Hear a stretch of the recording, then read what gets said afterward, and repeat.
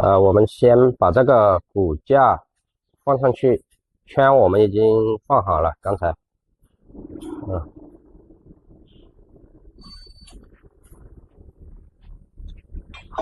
对，我们还有一个定位，这个定位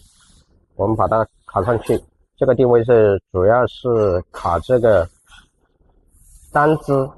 主要是固定这个单支，我们把它卡好，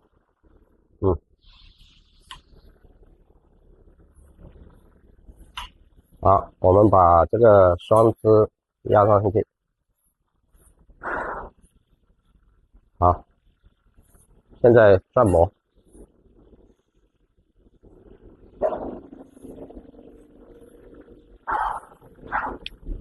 开始焊接，